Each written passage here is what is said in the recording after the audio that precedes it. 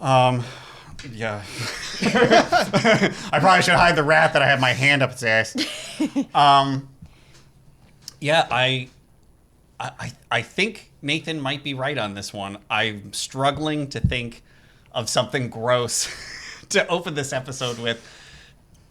The movie's kind of got it covered. So, yeah, I think maybe we will just jump straight into it. Yeah. Jump straight into it. And if I think of something real extra gross that I can talk about along the way, it'll be on point.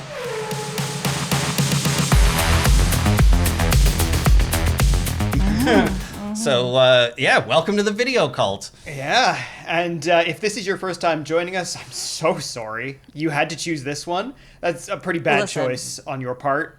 Do better next time. Welcome. Disagree. Female trouble. Disagree. Yeah. Hard disagree. You're outnumbered on this one. You are out. I genuinely enjoyed this movie. Me too. I thought it was good. I think it's a good example of indie filmmaking. Mm-hmm. Like there is stuff you could criticize about, like the shots and it kind of being a little flat. Like it does at times feel like a filmed stage play. Mm-hmm. But I don't know, the content therein accomplished what it set out to do. And that was occasionally make me want to throw up. This, like, John Waters, like, his whole shtick is, filth is beautiful. And this is definitely a filthy movie. And it's a beautiful movie. I won't argue that it is a competent film, because we've definitely watched films on this podcast that aren't. Right? Things. Oh, they stretch the definition of what is considered a motion picture. I can't fault the movie there. I just did not have fun with this film. And I think the reason is because every scene, it just does its absolute best to be as heinous as possible. Oh, yeah. And I know that's the whole point. I know, but that didn't make for an enjoyable movie it's viewing experience. It's just not something that you were into, guys. It is an obnoxious movie. It is. Like, so much, and especially the further along you get. I mean, every scene devolves into people screaming at each other. Or screaming in general. And then eventually you do get to a point where just all scenes are screaming. And that's all it is. Yeah. So the movie starts off with some lovely kind of title cards going through, gives us some shots of folks from the movie. And we have a theme tune sung by Divine. So this is our second movie in the row with theme tune. Yeah. What do we think of it? I love it. Yeah, I'm pretty into this song, yeah. It's a bop. Yeah, it's pretty cool. John Waters, I think, wrote the lyrics to it. He did. It's no hard ticket to Hawaii. No, but it's definitely not. I have no problems with it. I have to say, I like this song better than Hard Ticket to Hawaii. But I'm biased because I love John Waiter. Waiters? Waiters? I love these waiters. No, I love John Waters. W words are hard for me. And I love Divine. So, yeah, it's a cool 70s song. Like, it's definitely got that going for it. As someone here who, this is the first time I've ever seen anything with Divine. Okay. It's the very first time I've seen anything with John Waters. Okay. This is the only John Waters movie I've ever seen. Yeah. So, Gabby, as kind of our expert here, can you tell us a little bit about, like, for someone who doesn't know, because this is very different, right? Give me the deets. Yeah, give us a little bit of the shtick for both Divine and John Waters. So Divine is a American drag queen. Most notably, I like to think of Divine as John Waters' muse, because Divine. I think he would agree with you. Yeah, like.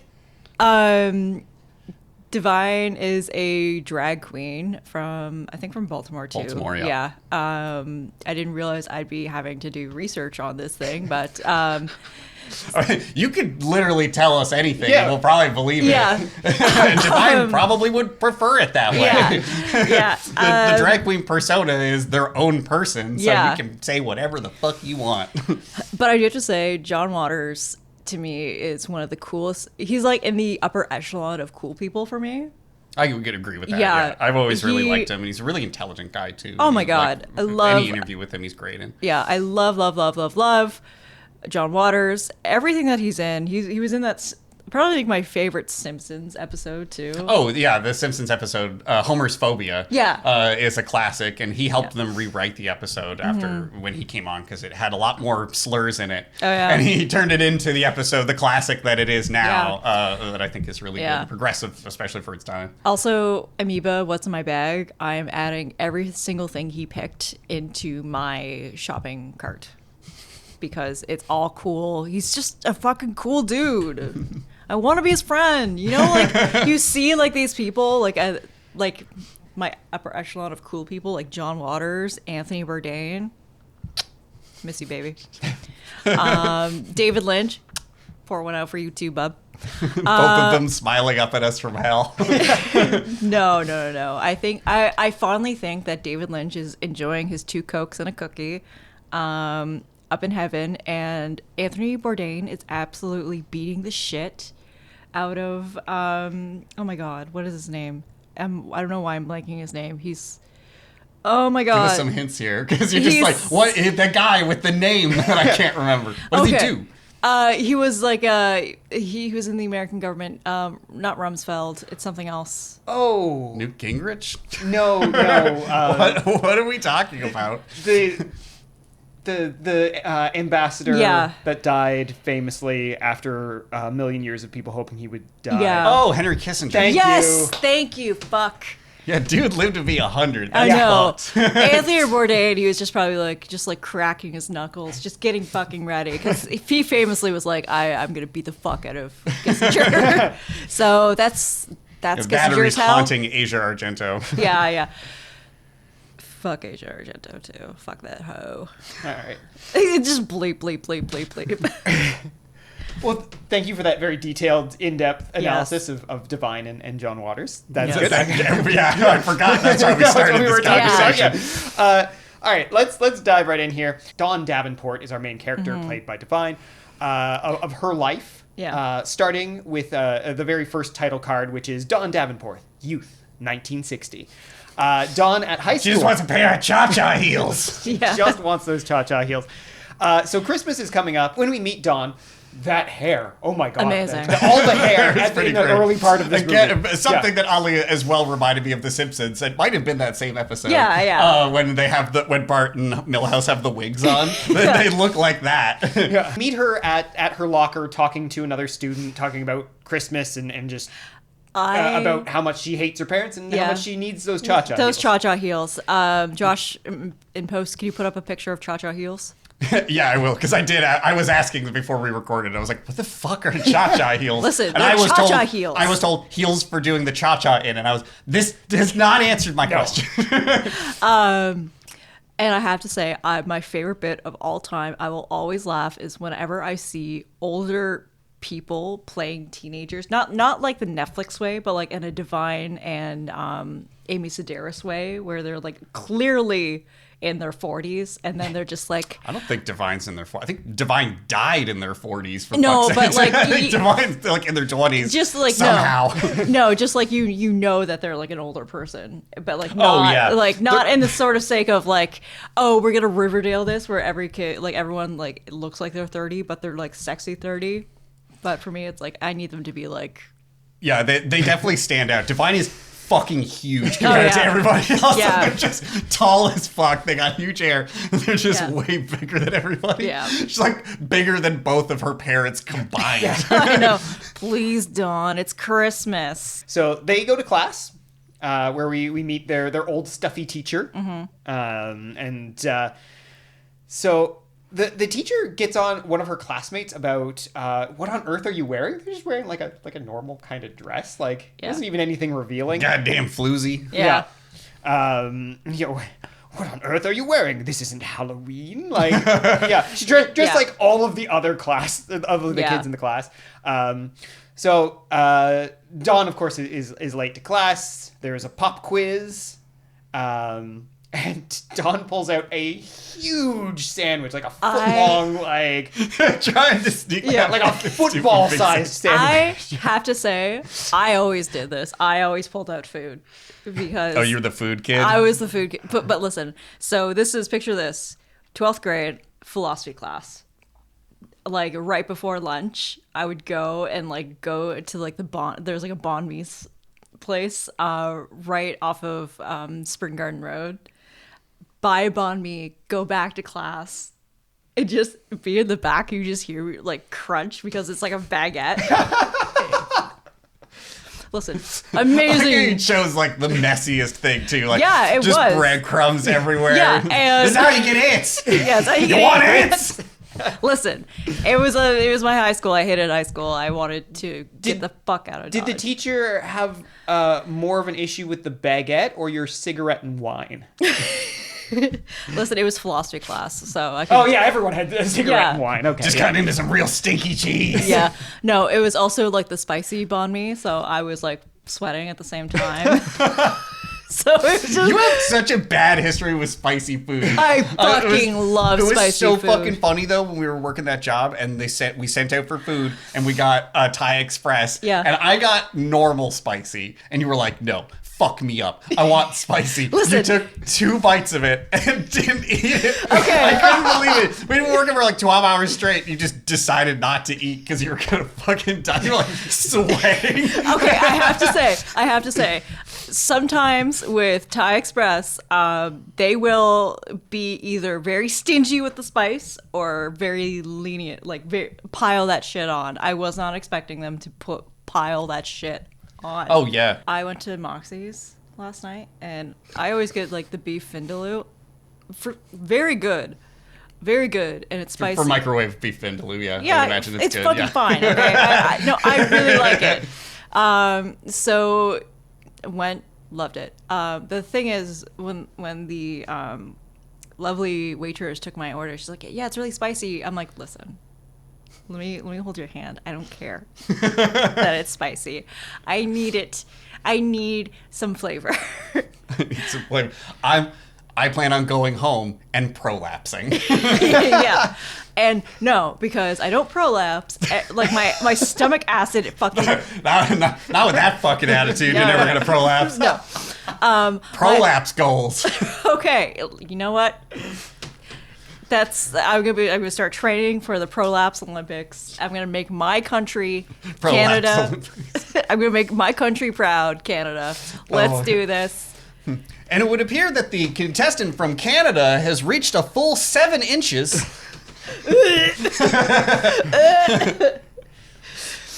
Went from a rosebud to a rose thorn.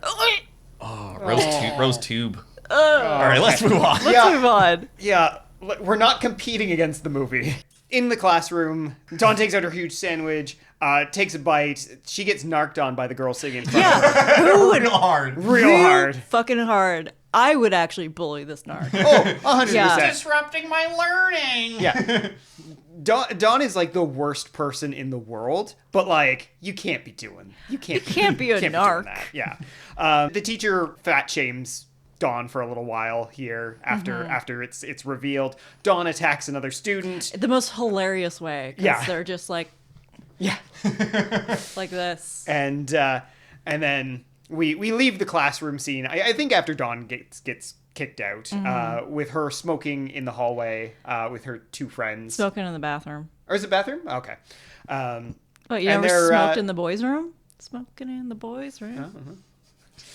Then again, again, you almost had the tune to correct you for that song. Whatever. And then you went off. Whatever. Something else. I'm tone deaf. They're complaining about Christmas still. Yeah. And we get... I'm going to sell all my presents and get money for it. Because you could do that now. God, I love these 2 girls. And then we move on to Christmas at Dawn's house. Unironically, I love Dawn's sleep set. Like the mint green, yeah? like tulle, like shirt and like matching bottoms. Cute. It reminded me of like the fembots. Yeah. Austin Powers a little bit. Can you imagine like Divine as a fembot? I'd rather not. Like those, like instead of like the little like guns, it's like an actual like fucking bazooka because Divine has really big tits. Yeah, just huge areolas. Yeah. Just, yeah, the size of the areola dictates what weapon your wet titty weapons are. That's right. The caliber is... you need to see. Yeah, you need to see a doctor if it's like a double-barreled shotgun though, because I don't think that's Yeah. Yeah, that's the 2 holes.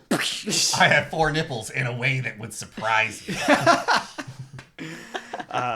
So her parents have to wake her up on Christmas morning. Yeah. Now, they have a weird tradition of singing a very abridged carol before they open their presents. They did skip a lot of it. They Yeah. did. They do like the first and last line of Silent Night.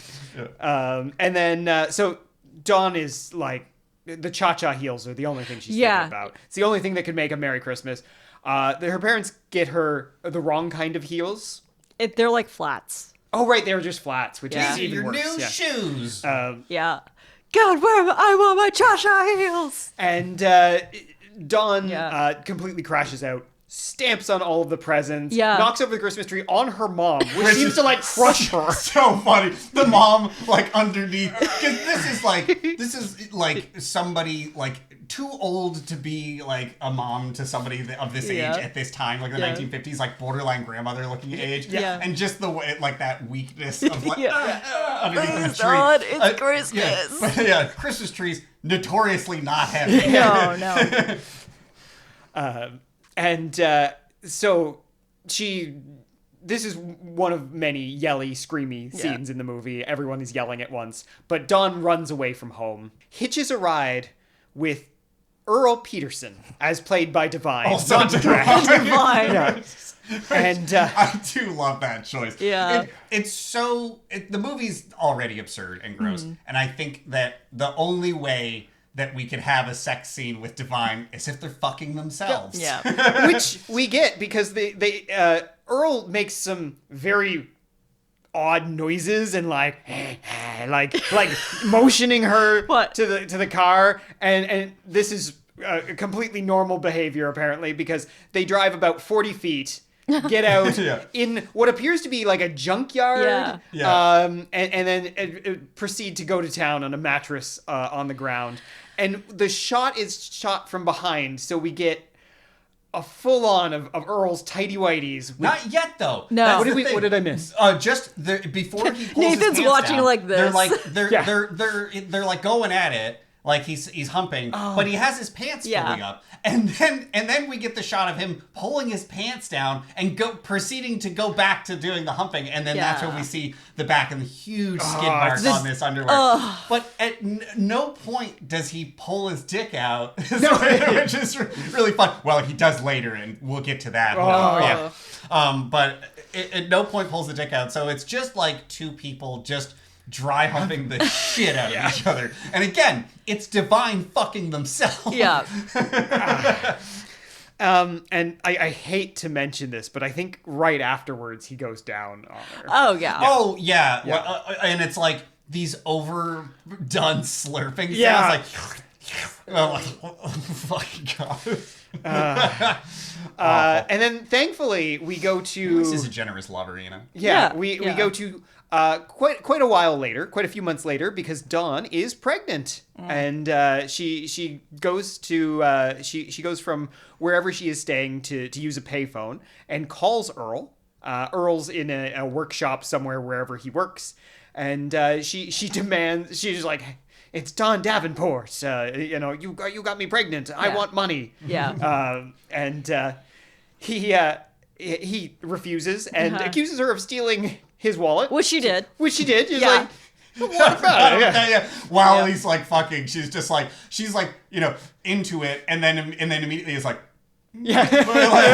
drops the facade. You see her to take the wallet, and then goes back to being into the sex. Yeah, pretty funny.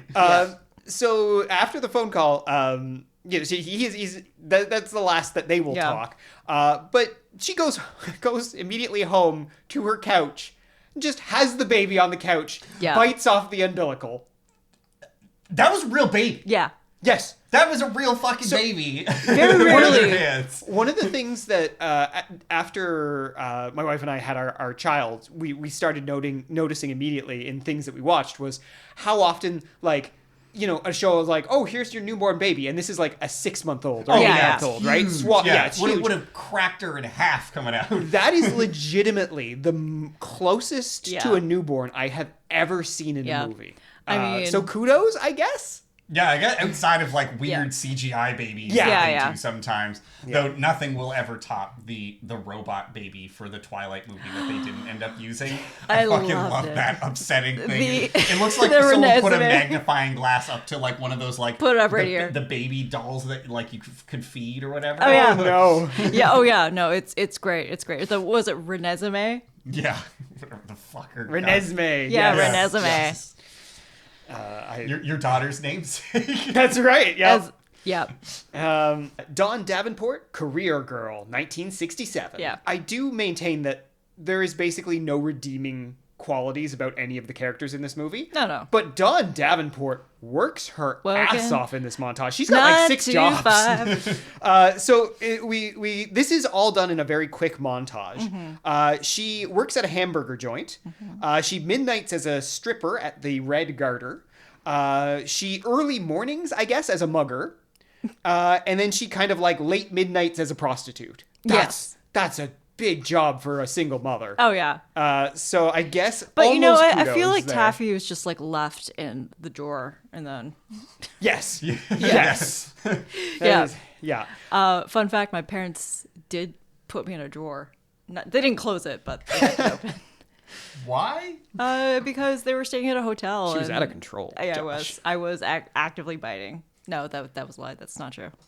I mean, I would have believed it based on the pictures that you've showed us of you as a child. Also, based on Pop the one things up. you've told us about you as a child. Yeah. All right. Any thoughts on our working girl before we move on to the next phase of her life? I love a girl boss. Love her. I was surprised that their stripping dancing was actually pretty good. Yeah.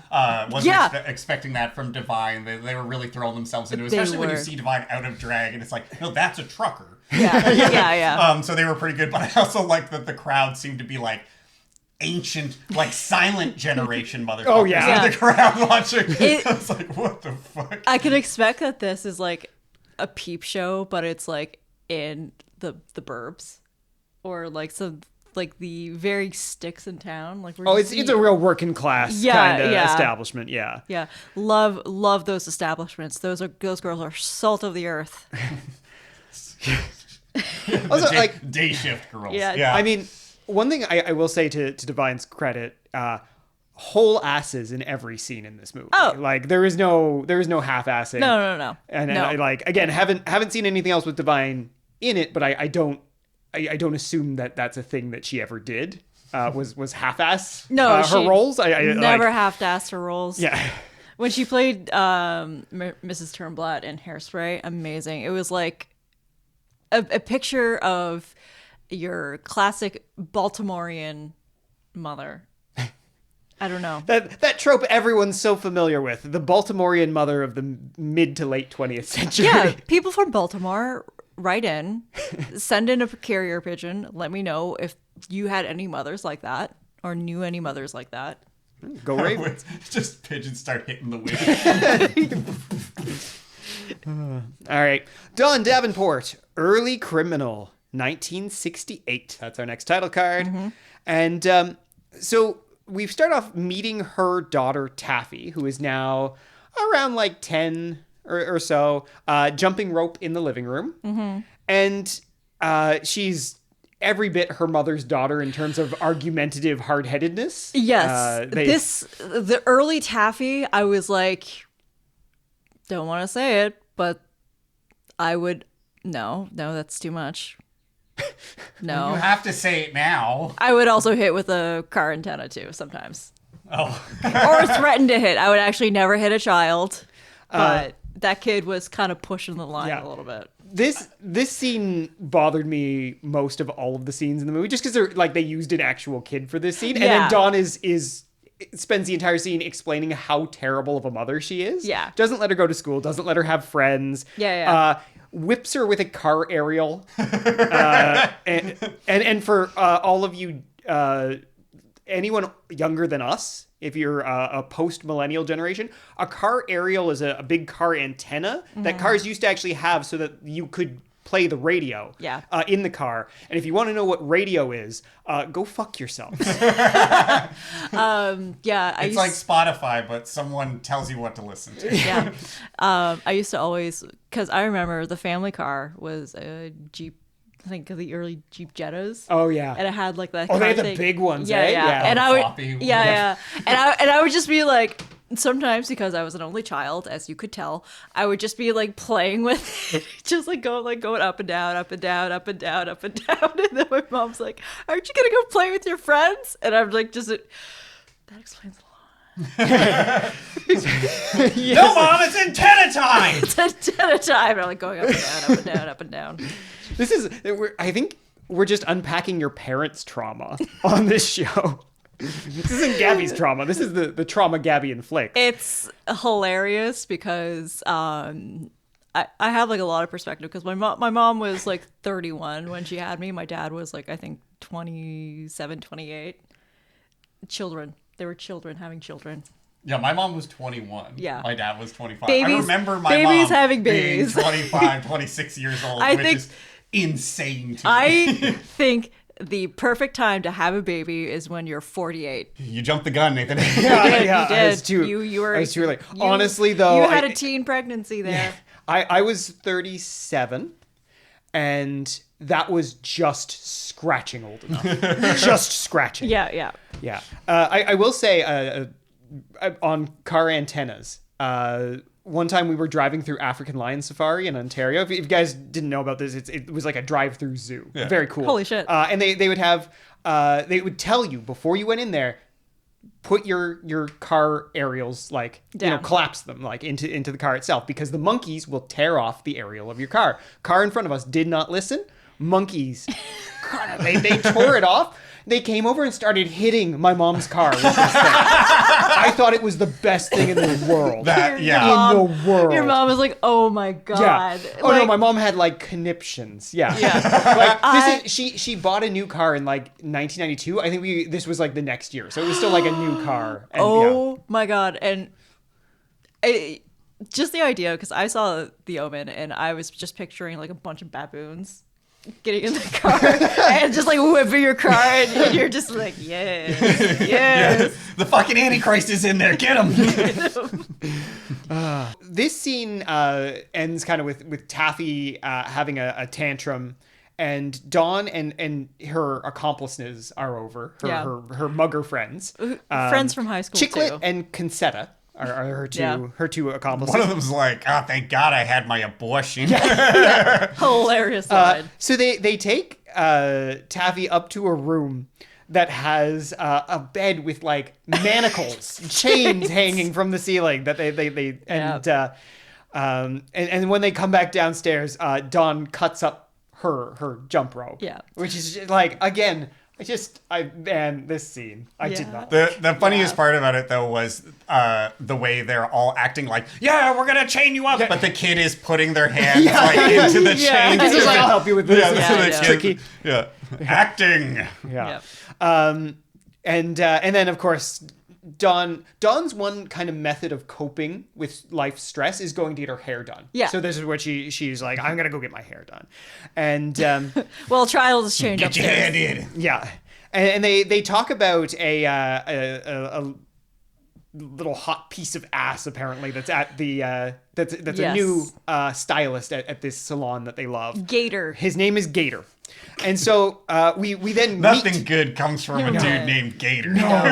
See, I was expecting like a man from Florida with like the backwards hat, the ripped camo t-shirt into like a tank top or I don't know. I think I pictured this motherfucker. It's got this grease bag. Yeah. the straightest gay man there ever was. Yeah. Yeah. And his aunt. Yes, Aunt Ida. Aunt Ida She's is hilarious. the best. So Tit Patrol. We do see the first scene with her. We do see her huge They are- boobs. Yeah. It's sizable. They're like pillowcases filled with milk. Yep. That is true. Yeah. Our resident Tit Patrol. I don't know. What do you want from me here? Do you want me to comment on these? Yes, comment. Okay. I mean, certainly from a size perspective, impressive. Crush a six pack before they're empty with those Oh things. my God. Oh yeah. Yeah. Yeah. I love Izzy, our intern, monitoring the audio, disassociating over here. Yeah. But so Aunt Ida is a special breed of unpleasant, I think you would say. Yeah. Hates heterosexual people. Yes, with a vengeance. Yes. Big missing teeth. Yeah. Is definitely part of this character. That is a glimpse into my future. And she is Gator's mother. No, aunt. Aunt. Yeah. Right, aunt. Yeah. Her Aunt name Ida. is Aunt Ida. Yeah. Yeah, sorry. And she's just moaning a lot in this scene as she kind of like she's trying She's on feeling her oats. Yeah. She's feeling herself in that tight She's feeling her oats? Yeah, she's feeling Is that her did oats. people say that? Is that a phrase? Yeah. Yeah, with great confidence, Gabby responded. Yeah, it's from RuPaul's Drag Race. She does her she has her ongoing kind of bit through the movie where she's asking Gator if he's met any nice boys lately. Because she does not want to be straight. Gator, as far as we can tell throughout this movie, is just straight. Yeah.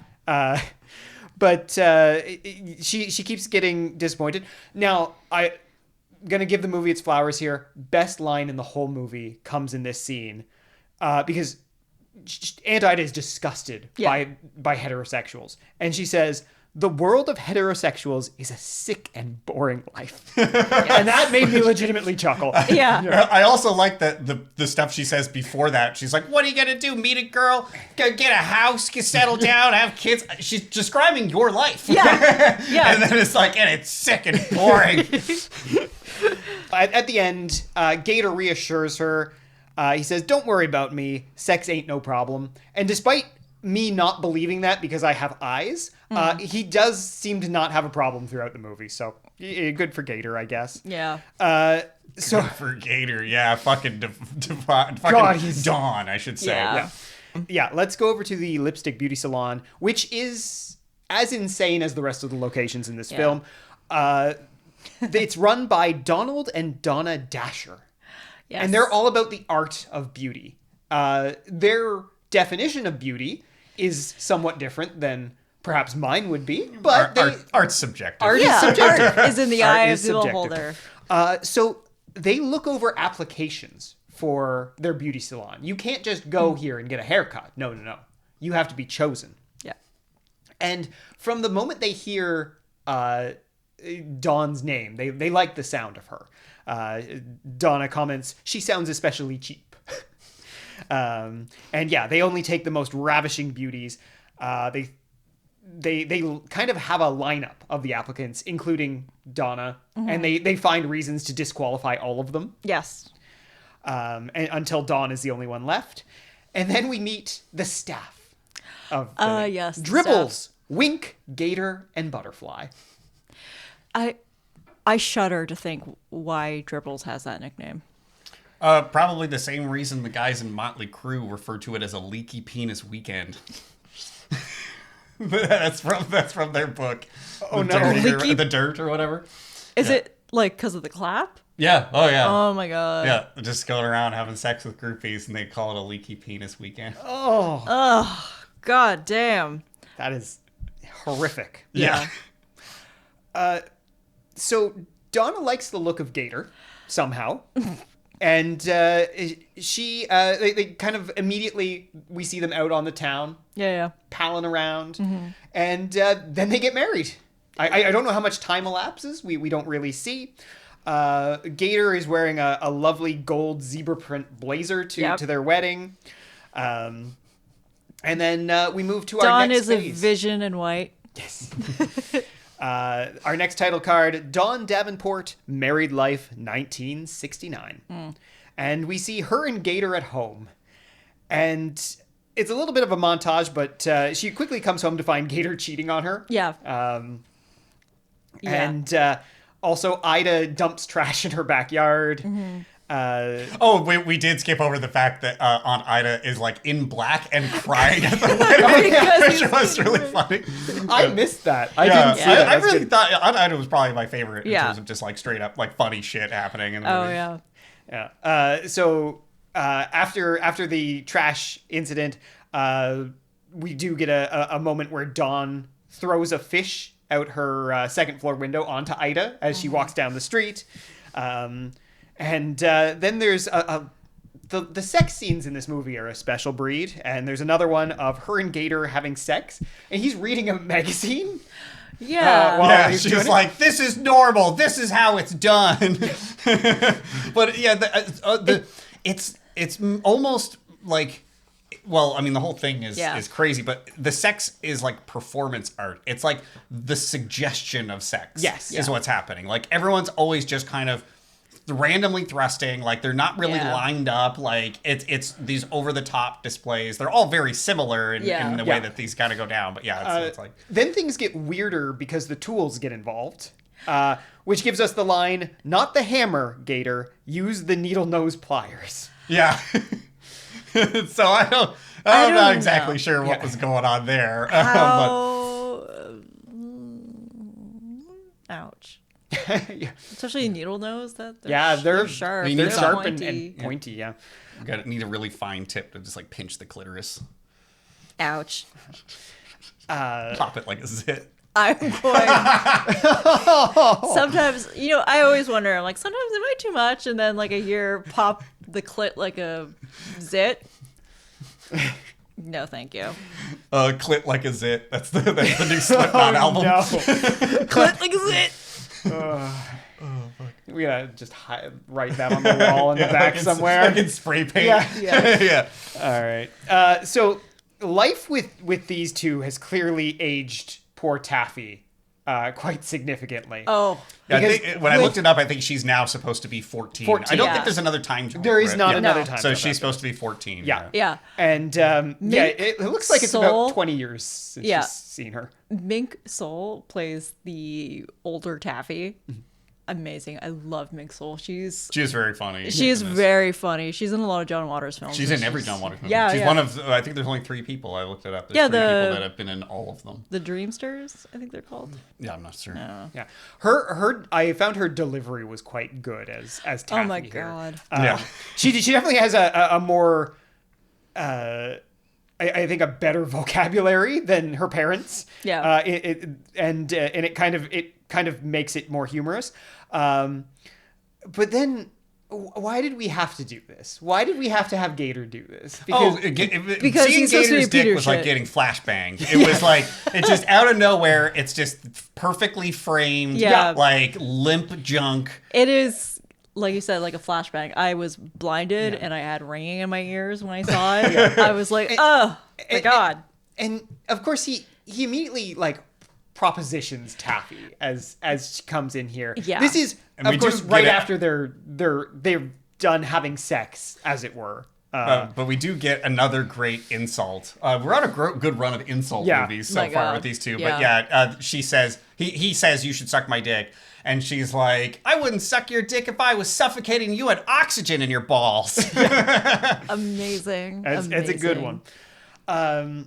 So they're still just as horrible to Taffy as when she was a smaller child. Throughout the rest of the movie, they will claim that she is mentally ill. But of course, not using it's 1970, so generous a term. 1972, baby. We're dropping the R word. Just constantly, Yeah.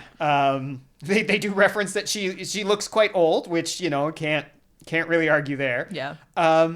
She demands $10 or threatens to call the police. She doesn't specify why she will call the police, but considering this is both Gator and Dawn, you can just imagine there is any number of good, legitimate reasons why she might do that. But she does get the $10. She does hustle them for the $10. Yeah. They go back to having sex after Taffy leaves. And Taffy does a rummages through his pants and gets his wallet or something. I think so, yeah.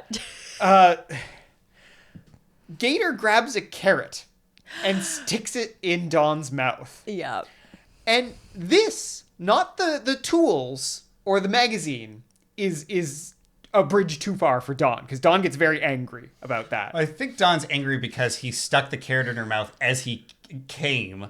Because then he was like, and I'm done. And she's like, oh, thanks. Yeah. Okay, I didn't realize that bit. I'm actually glad to have missed that part. And now I feel diminished in some way for knowing it. She's had enough of Gator at this point. She tells him to leave. Her coping mechanism, of course, comes back here. She's going to get her hair done. We change scenes to back to the lipstick salon, where a lady at a counter is is angry for being charged over $100 for her hairdo. Mm-hmm. The Vicky, I believe, is the receptionist here, and she tells her that she's just going to have to give it back then. Yeah. And all of the stylists come over and just mess the fuck out of her hair. Yeah. It's like when you watch videos of like contractors that like destroy the driveway because someone didn't pay for it. Yeah. So I have it in my notes here that Dribbles needs to be locked up, but I didn't write down why. Do we remember what heinous thing Dribbles said? That's okay if we don't. There's enough heinous to go. I'll insert the clip here. Yeah. Chicklet and Concetta are at the salon talking about how great they are as cat burglars. Dawn shows up, and Vicky answers a payphone at the desk that is just behind, or it's to the side of the desk there. But that's how she gets calls. Like, that's like her phone at the salon is a payphone on the wall. Which is weird that now this is 2 movies in a row where people are conducting business over a payphone in a business. Yeah. So that's incredible that we managed to put that together. But she actually gets a call from Mr. Dasher, the owner of the salon. He wants to see Dawn privately in the back room, which never happens. This is very special. And this is where we actually get to kind of the main plot of the movie. And I will say, I found that the movie kind of picks up after this point. But she goes back to talk to Donna and Donald Dasher, and they're characters in their own right, very heavily like styled. Yeah. They're almost kind of a play on like aristocracy, where like the big swirly mustache. Donna Dasher is just very conventionally beautiful. Yeah. And Donald is very over the top foppish finery kind of guy. It's definitely later, but that Donna does have a great line where she's like, "Let's go. I have to go home and change my clothes. I've been in this outfit for 5 hours now." They explain to Dawn that they want her for their beauty experiment. And this experiment involves taking photos of her while she is in the midst of committing crimes. And Dawn loves this Be gay, idea. do crime. Yeah. Oh, yeah. And they say the worse the crime gets, the more ravishing. And so this is kind of our central plot. And this is where this will take Dawn to her inevitable conclusion, because her crimes will get more and more severe, but very quickly. We come into Taffy back at Dawn's house playing Car Crash. This is a fantastic game. Yeah. And I love Taffy for it. Do not let me babysit, because I will teach your child how to play Car Crash. She would get it immediately and love it. Yeah. She would love it. Yeah. Yeah. I was like, because... Just put her in like coveralls so that we can grab like the straps, and then I'll be like, "Oh, throw through the windshield," and toss her onto the couch. Car Crash was really funny, but I just really pictured your daughter Ness, because I, like what Josh said, if Auntie Gibbs and Auntie Josh, also calling you Auntie Josh. I don't know why, but there you go. You're Auntie Josh now. We're gonna be playing Car Crash, and I'm gonna be the dead friend. And then Josh is going to be the force of the force of the accident. The force of the accident. Newton's third law personified. Yeah. She would love that. She would love you to just like toss her into a big thing of pillows and be like, God. "Oh no, you've crashed!" And you'll have to do big death. Yeah.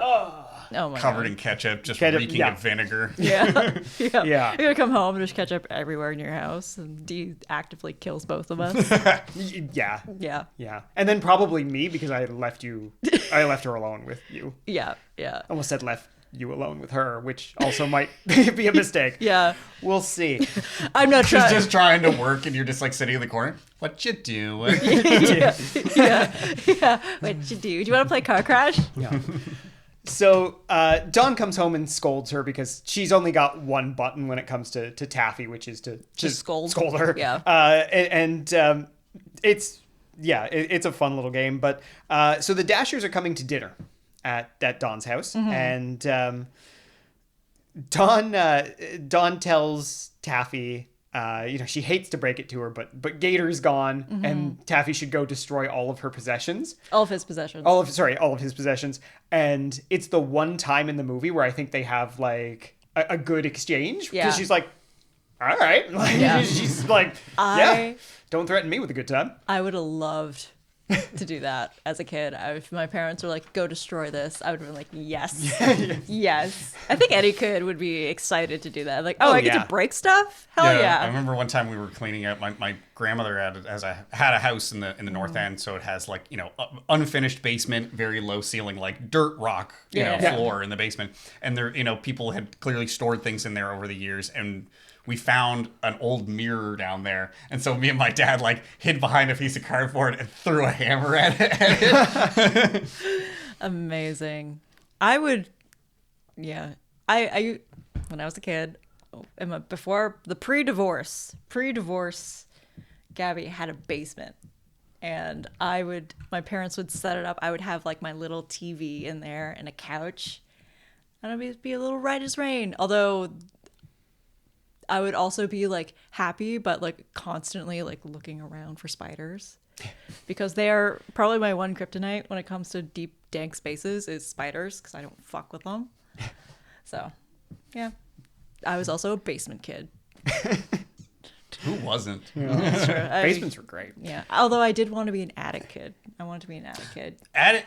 There's something special about being an attic kid. Yeah, basement kids don't go on magical adventures. Attic kids for sure do. No, absolutely not. So there's something grim and off-putting about a kid in a basement. I have it's all pasty. Like, what are you guys doing? What's for dinner?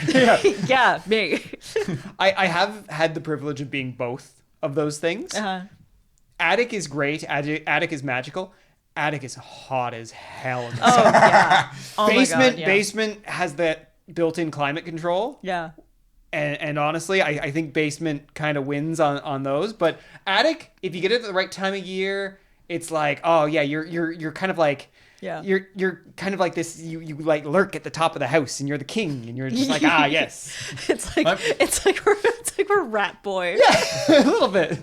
My uncle had a finished attic actually. Really? So and it had like skylights. Bougie. And stuff in it. Yeah, it was pretty cool. It was but that was like where my cousin's like toy room was. Oh my God. Oh, nice. Yeah, so I remember staying there a couple times.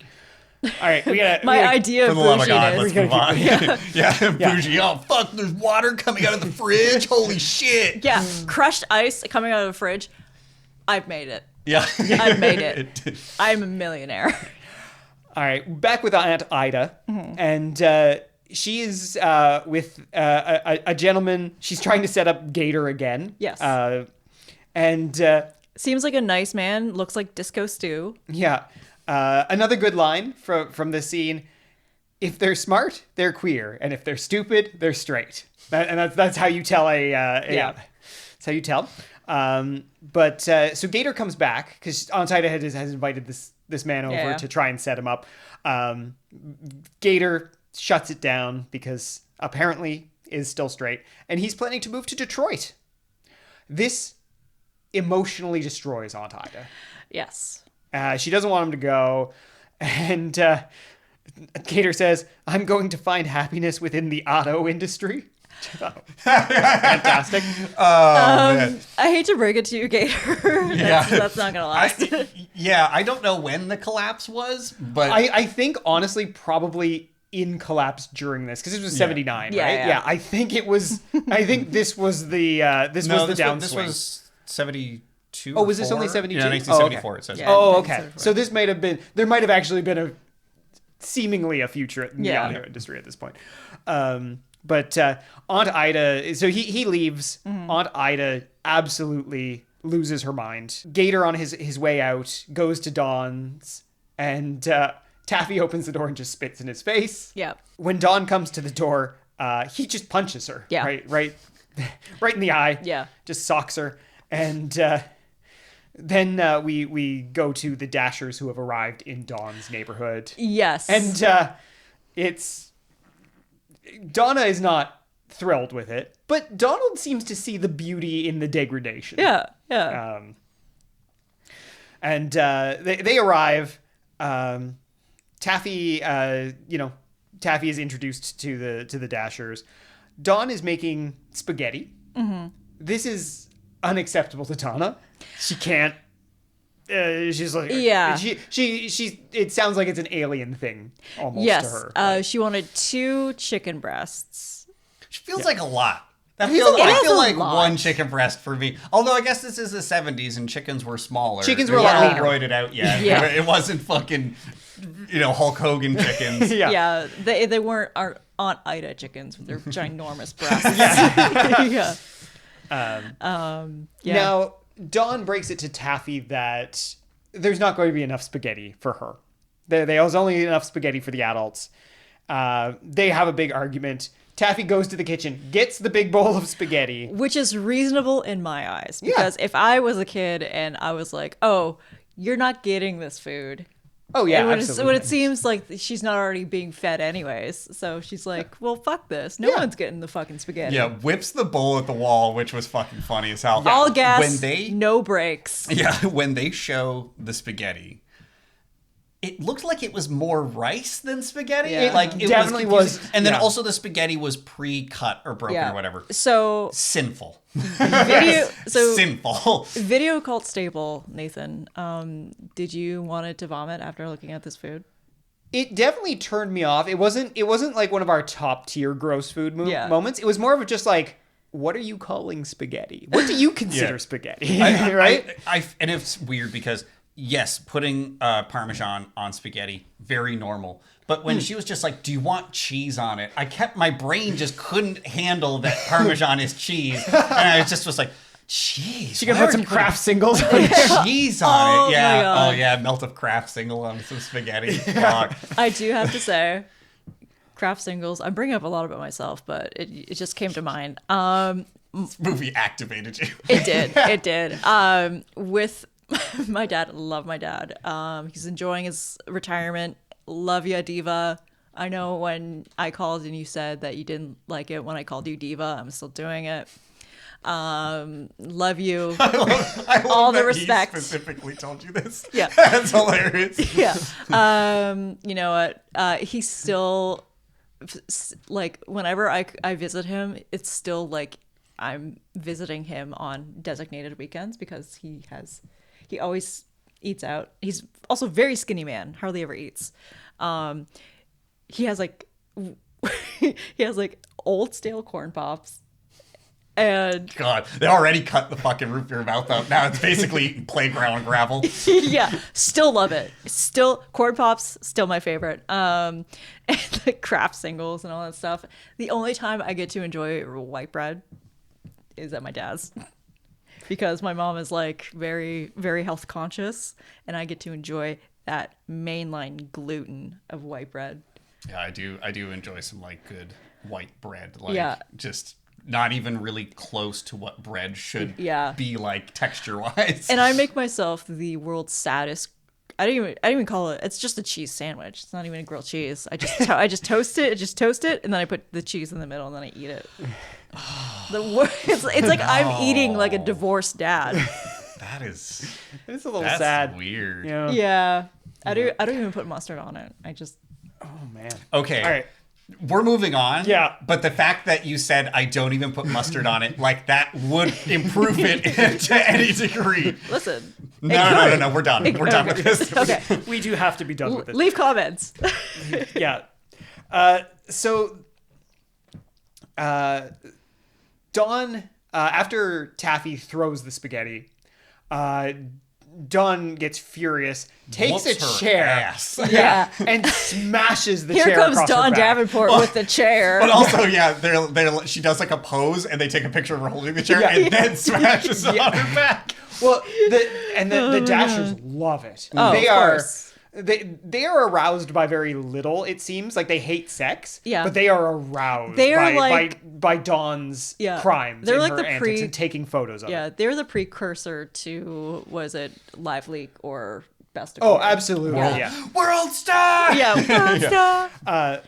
And as if the scene hasn't even reached its crescendo yet, because Aunt Ida bursts in, screaming at Dawn about how she drove Gator away, and then throws acid in her face. I do love that they have to tell us, because otherwise it's just a cup of water. Yeah, it's like, oh my god, that was acid out your and fucks her face up. Right. Dog. So her face, like, it's covered in blood. The Dashers are just over the moon. They're taking photos and everything.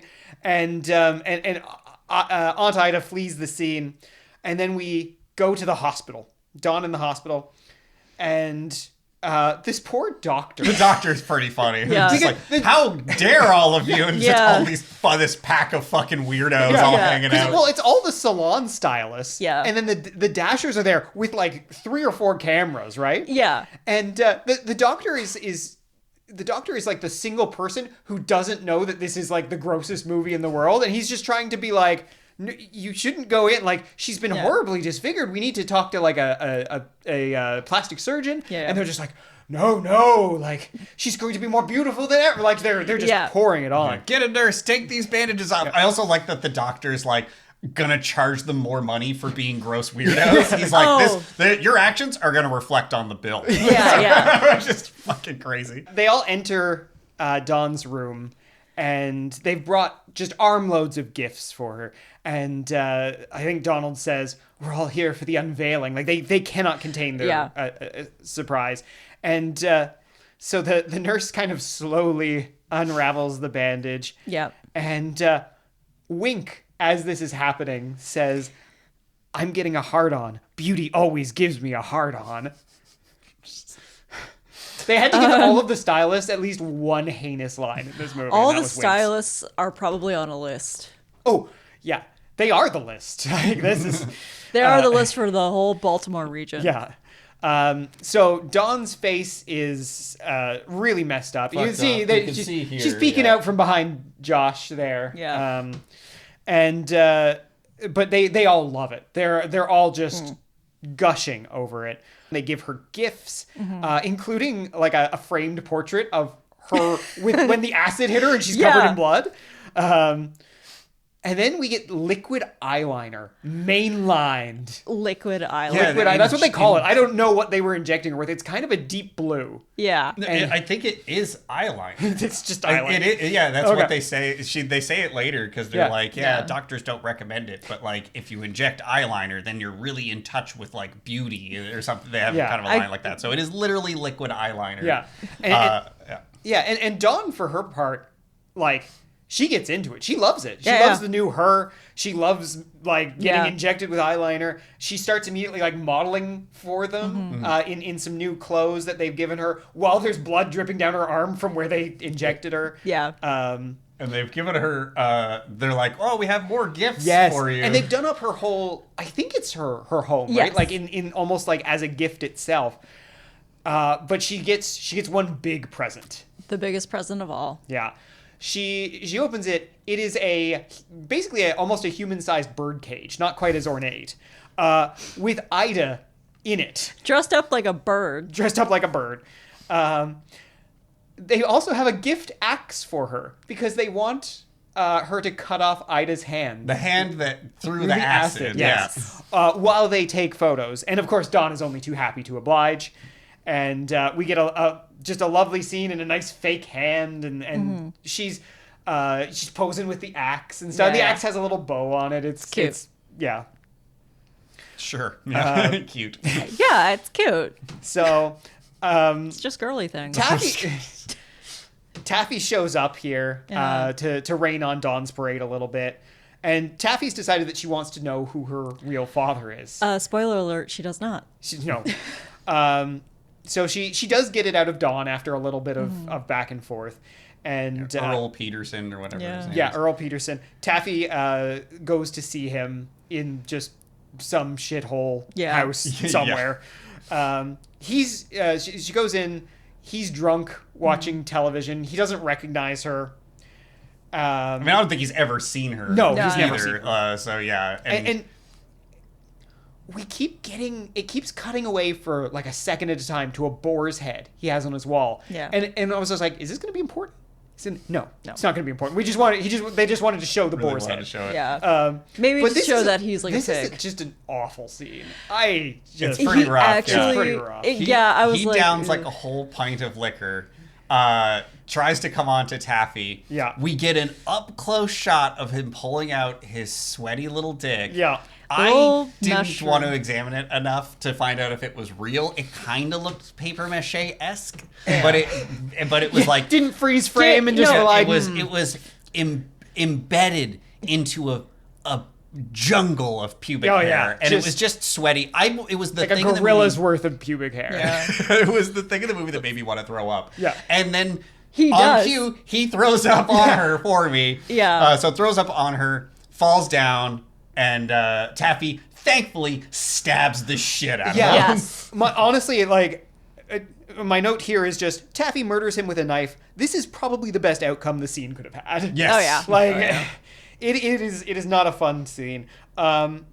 So Dawn, we go back to Dawn, who is out on the town, breaking in her new clothes, her new face. Yeah. She's just doing her thing, just like modeling for all of the town to see. I do love causes like a man Yeah. opens his eyes so wide his false eye falls out. Yeah. But yeah, she's turning heads. She's turning all over heads. heads. She's the prettiest girl in town. Yeah. Prettiest girl in Baltimore. Yeah. She arrives at the Dashers. She's gone to see them. They sit her down. They talk about the liquid eyeliner and serve her apps with little mascara brushes. Yes. As the thing that she kind of like licks whatever condiment is the app. No, she actually just puts it in her mouth, and I think it's assumed that she eats it. Okay. I mean, yeah, I believe that. Yeah. And they tell her that now that she is, an even greater beauty, it's time to blast off into show business. Because they have an idea for her magnum opus, kind of. Return to Dawn's house, where Taffy is back. She's crying after the very traumatic incident with her father. But Taffy kind of has a bit of a good heart, good for this movie, certainly. Yes. And she gave Ida a very fancy prosthetic hook. Like, it's got some, a little bit of engraving or, filigree or something on there. I did love that when she's just like, I got you the hook you wanted. Yeah. Like, so I like to- indignant. What more could you possibly I'd like ask to for? assume that Taffy sees, probably a grizzled veteran with, a hook hand. It just, takes it from him. Yeah. So they kind of converse for a bit. Ida, of course, is trying to get Taffy to let her out of the cage. Of course. And she also wants food. Mm-hmm. Now, Taffy's only kind of half listening because she's decided she can't live with her mother any longer, which is a very reasonable thing to come to that conclusion. But she's just murdered her father. So where could she go? And she thinks about her options and comes to the fact that she would like to maybe pursue becoming a member of the Hare Krishnas. It's such a culturally relevant thing in the 70s. Yeah. It's so funny. There's so many movies where people have to make jokes about it. They're always around. And they were bugging people in airports. So Yeah. I remember seeing them as a kid. Yeah. And seeing them, and it's funny, they always joke about, in this movie, they're always like, they're at the mall. Yeah. And I was like, oh yeah, I actually saw them Yeah, at the mall I do as a remember kid. that. I would always see them on Spring Garden Road. Yes, Yeah. I remember speaking to them there. They're always quite nice. Oh, yeah. There was a period of time where Spring Garden Road was plagued with different religions trying to get you to join them. It failed, and now it's a fucking hellscape. I don't even like walking down that street anymore. It's fucked. I live right off of it, and I will go so far out of my way to not do that. The side streets off of it are fine. Yeah. It's weird And that it's just this one place. It's totally taken over by the religious God-bothering aspect of Spring Garden has been taken over by the various Christian denominations. You get the Jehovah's Witnesses. There's one man who doesn't even he's not even affiliated with a church. He just has a big Jesus flag and goes around telling people to embrace Jesus. They're all over the place. But anyway, Dawn comes home and she's furious when she sees that Taffy has given Ida a hook.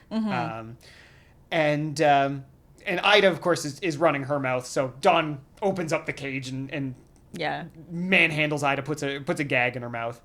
And Taffy tells Dawn that she's going to go live with the Hare Krishnas, and she insults Dawn a few times and then starts doing a chant. Hare Krishna, Hare Krishna. I don't know if it's a chant that the Hare Krishnas actually would do, but I think so, because in Karate Kid, Ralph Macchio does the same thing. Yeah, so I feel like it's it's coming from somewhere. That's two sources. That's like I'm a journalist. You can print that. Isn't that like two sources? Also what like George Harrison did of the ex Beatles? He's like Hare Krishna, like that's. I think he might have. Yeah. I don't know. Anyway, doesn't care about the Beatles. So Dawn basically gives her the no child of mine kind of thing. But, I love that that despite like all the things that Dawn does, she sees herself in a good light. Oh, absolutely. It is like it regards all of her actions very highly. Yeah. And she's like, oh my God, could you imagine if you became a Hare Krishna and then you're associated with me? Yeah. So she tells Taffy she's going to have this nightclub act, and then we go to backstage at the club. Dawn's getting ready. All of her supporters are there. The Dashers and their entourage of stylists, and she's getting pumped up for this. Oh yeah. They're hyping her up. She's hyping herself up. They're getting wild. Someone's given her a revolver. I think Donald gave her that. She starts waving around. Yeah. And in the middle of their celebrations, Taffy comes in because she wants to save her mother. Yes. Right? She wants to give her one last chance. And I actually felt really bad for her at this point because that Dawn and her compatriots are well beyond saving if there was ever a shot. Of course. I did want her to ride off into the sunset. I did. At least I was in a way. hoping for So I was disappointed that she gets strangled to death by her mother. She comes back. She has in fact joined the Hare Krishnas, and she's in the robe. She's got the face paint done up, and she's got like little what are those called? Like the little hand symbols? Yeah. Put it right here. Hand symbols. I think they might just be. Yeah. Is it just hand symbols? Yeah. And she tries to get Dawn to come with her and join her.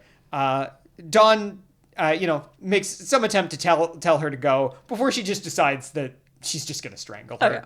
And of course, Donald and Donna fall all over themselves to, take photos of it.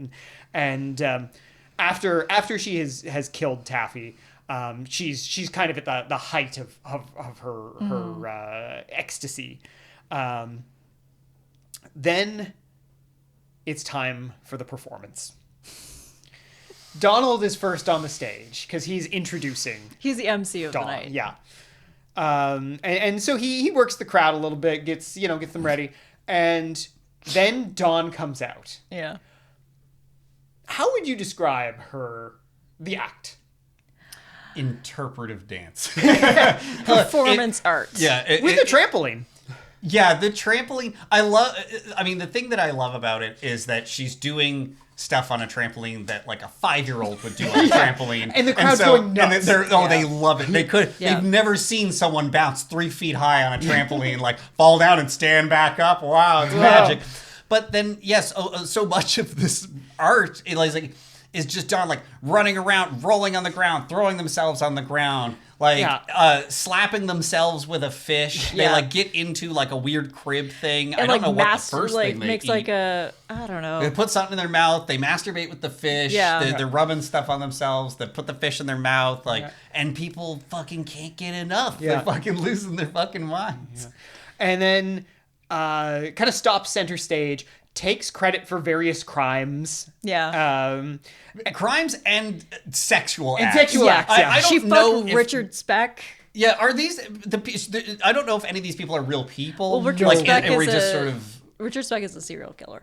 Oh, okay. So I was like, is this? Yeah, I was gonna say, are these topical references that just are? I'm too far removed from. Notably, I think is like he's been rumored to like take a lot of estrogen and grow tits. Interesting. There is a scene in the was it Ryan Murphy's Monster with Ed Gein where Richard Speck gets butt fucked, and you see like these tits like flopping around. Okay. Moving on. Sorry. Then Dawn asks the fateful question: who wants to die for art? I do love that. There's a guy who just stays up. I do. Was that Dribble? I couldn't tell. It looked a little bit like Dribble, but I don't know. Dribble looked like This kind of guy- like a greasy guy with a beard, and Yeah. I could look like a greasy guy with a beard. Yeah, So. he had Gator energy. He had like Yeah. Florida man. man Yeah. energy Yeah. for sure. But she shoots him. And that's at the point the crowd realizes that, oh, hey, maybe this isn't a good place to be anymore. And so everyone screams run, and then she just starts firing into the crowd. Yeah. The police show up and seem to shoot a bunch of the crowd accidentally. The way this is filmed, it seemed like the police were shooting some of the crowd. I don't know. I'm going to blame the police. But it was kind of confusing to me. The Dashers proclaim their innocence to the police kind of at the scene. I think this is where I've been wearing this clothes for 5 hours line comes from. It's Yeah. like Yeah. shortly after this. I do love all the stuff we see next of Dawn on the lam, like living next to a river and shit. She's in a tent. Yeah. Still wearing the same getup she wore. Yeah. So yeah, she emerges from a tent. This is just sometime later. In the woods by a small river. Yeah. She's cleaning herself in the river while she starts to hear like police dogs and yelling. And so there's a on foot chase through the forest. Dawn jumps into a river and kind of goes across it, and then immediately gets arrested on the other side. And then we cut to the courtroom and the prosecution. So Dawn's on the stand. The prosecution speaks and is basically telling the jury that, I mean, this is a very simple case, right? Like she's a murderer. She's sick and twisted. She's going through like a psychosis moment of like thinking she's getting ready for TV. So Dawn is enjoying this. I think enjoying the attention, right? She definitely. I think there was a scene just before this where she was like, "We need to be in a big courtroom, like the big courtroom." And I do love that she says, "I'm the most beautiful model in the world," and the entire jury laughs. Yeah. They speak. The prosecution speaks to Aunt Ida, and the funny thing is that like Dawn's crimes are well known, and Ida is a victim, but she also makes up just a bunch of stuff too. She just really wants to make sure she gets put away. Yeah. Donna gets called to the stand and just totally make sure that they have full immunity from prosecution. And then they still lie on the stand though. Oh, absolutely. Yeah. They cover their butts. Yeah, they cover their butts. Yeah. Going down for this shit. It was a real like curse your sudden but inevitable betrayal moment because you're just like, yeah, obviously they're going to pin it all on Dawn. Yeah. Dawn doesn't take that particularly well. Her defense attorney, on the other hand, just goes straight in for the insanity plea. Which honestly should be 100% slam dunk. Yeah. Like, I don't know. She's done. She's toast. I don't know why there's even like a trial by jury going on here. Like, she is not mentally fit to stand trial, quite frankly. When Dawn takes the stand, the jury kind of laughs at her testimony because she goes on about how beautiful and wonderful she is. She does blame the Dashers for the kidnapping, but then gleefully admits to strangling her daughter. Oh, yeah. Yeah. And when she talks about the nightclub incident, she just says, even the people who died loved it, which I thought was really good. Yeah, they're famous now. Yeah. Who doesn't want to be famous? I think this movie was also like heavily influenced by like the Manson trial. I think especially like the end. It's like I think just in general, there's always been a critique of media, and I mean, you think of going into the 70s and the way kind of film was changing, the way popularity was changing. That there was a critiques of that nature about just getting famous for fucking anything is worth it. Really, it's not like that happens now. Despite the all the evidence pointing towards insanity, the jury just finds her regular guilty and sentences her to the chair.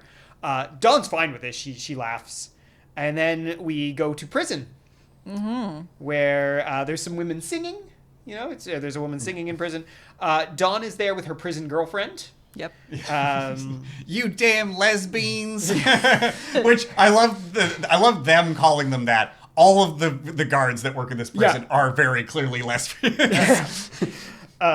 So she Dawn's excited to be executed, but her prison girlfriend is devastated. Yeah. And Dawn tells her to write a book about Dawn's story. Like she wants to be immortalized in that way as well. And she says she's ready for the most theatrical moment of my life. Oh my god. And so we get the guard here is quite a character. I felt like for just a kind of a cameo. There's a lot of scenery chewing by this guard, which was fun. But the guard gets mad at the lesbians. And sends her girlfriend away. They bring another inmate in who wants like autographs. Yeah. And the guard also asked Dawn about her last meal. She wants 2 veal cutlets. Oof. Yeah. Which she then almost immediately changes her mind and doesn't want anything. She just wants to go right to the fucking chair. She's like, let's do it. I'm ready for my last performance. Or what were they calling it? You ready for the hot seat? Yeah. So a chaplain does come in, but doesn't do a whole lot other than like says the Lord's Prayer while walking Dawn to the chair. She marches down the cell block. She seems to have made a lot of friends though, because like everyone's kind of cut up about this, right? Like all of the other prisoners. Strapped down to the electric chair, which is very bare bones electric chair. It's really just kind of like a wooden chair, and they made a little top hat, a little hat. Yeah. It also looks no like sponge. No sponge. I was gonna say no sponge, so that's gonna hurt. Yeah. She does an acceptance speech as the guards are getting her ready. Yeah. Like about the people she wanted to thank and things. And I guess it kind of hit me as more sad when you realize it's only the guards and the chaplain that are witnessing this, right? Yeah. Like, I thought they were going to do, like... I honestly thought, like, the Dashers and their entourage were going to be there, and, like, there'd be, like, a public viewing area, but it really isn't. It's just a sad kind of thing. And then they flip the switch, and this is the freeze frame as she's getting cooked. Rest in peace, Diva. That we get the credits over. Yeah. And that, ladies and gentlemen, is Female Trouble. Yes. You know what? Talking this out with you guys, I've kind of come to like it a little bit more. I've kind of come to like it and appreciate it a little bit more. It accomplished everything it set out to do. It did. And I think, kind of not taking it too serious. I mean, how could you possibly take it seriously? I think recognizing some of the satire within and knowing that, like, you know, there's just a constant, like, John Waters is like, winking at you, like, constantly. There's some pretty funny stuff in there. There was definitely more good little quips and things than I remembered going through it. But yeah, I have to say, you guys have brought me around somewhat. Would I watch it again of my own volition? Probably not. I don't know why I never watched it again either, and I liked it. Yeah. It's like a movie that you appreciate, but you only watch once, and you're like, yes. Yes, that was certainly a thing I watched. Yeah. Female Trouble, Schindler's List. Was it Salò, 120 Days of Sodom? Let me see. Midnight. Oh my god, it's hot here. I just smelled myself. Gabby's entire DVD collection we're naming off here. Yeah. Do you own Salò? No. Okay, good. No. I was gonna say, get the fuck out of this house. No, I don't own Salò. I watched Salò. We'll never watch it again. Yeah, don't recommend. Or do watch it. I don't know. It's on the Criterion collection. It's fine. All right, give me your final thoughts, you two. Those were mine. This all could have been prevented if she just would have gotten cha-cha heels. Or sped up. Well, I don't know. Yeah. Maybe it just would all happen faster. Yeah. Taffy might not have had to exist. No. But love it. Love John Waters. I also watched, not too long ago. Actually, this isn't the first John Waters movie I watched. I watched Hairspray, which he said is his most PG movie ever. So you can watch it with your kids. Hey, great. Your kid. Watch it with my toddler. I'm Use sure your that'll go toddler. well. No, it actually is Yeah, very it is tame. pretty, yeah. It Oh, is okay. very It is, tame. yeah, it is Okay. tame. Like, It is and there's very, also very the tame. musical version Yeah. with okay. Christopher Walken and John Travolta. Yeah. Love John Waters. It's gonna be a sad, sad day when he goes. He's like a grandfather to me, and it's just like I'm loving the time that we have right now, and I'm going to cherish it even more. It's like David Lynch. Yeah. Yeah, I like this. Is the first John Waters movie I've watched, and I liked it. I'll certainly check out other ones. I think I need to space it out. I don't know how much. I don't know if I can just run home and start watching Pink Flamingos, but Yeah. I do want to watch the original Hairspray. Yeah. I've seen the musical one, but I know he didn't direct that one. He No, just produced it or whatever. I also suggest watching like everything else that he didn't like direct, but he's just in. Like, Oh, I've seen lots of movies that he's in. Yeah, like for the sure. Chucky movie. Yeah, And the Chucky I do series. like when he gets fucked up in the Chucky movie. It's like melted. Yeah, it was the seed of Chucky. Yeah, which is surprisingly good. I loved the early Chuck. Well, not earlier. It's not that. I love the Chucky series. It's like Child's Play. What the fuck ever. I mean, that's what it's called. I know it's what it's called. But Don't misgender the Don't- Child Play series. Yeah. No, it's like Texas Chainsaw Massacre and then series and then the Child's Play series. All right, folks. Thanks so much for joining us Nathan. on the video calls. Josh, what do we got next week? I don't know. We'll figure it out. Okay. Tune in to Netflix next week for a movie. It will be a film. Ba, ba, We ba. didn't didn't tell watch them we it. were doing Female Trouble on the other one either. Did we not? No. All We're right. just fucking winging it. Yeah, Yeah. let's do it. You'll figure it out. Yeah. Yeah. What Later. do we got to tell you? Figure it out yourself. Fuck you. I'm not doing the mental No. work. Fuck All it. right, we're good. You can stop.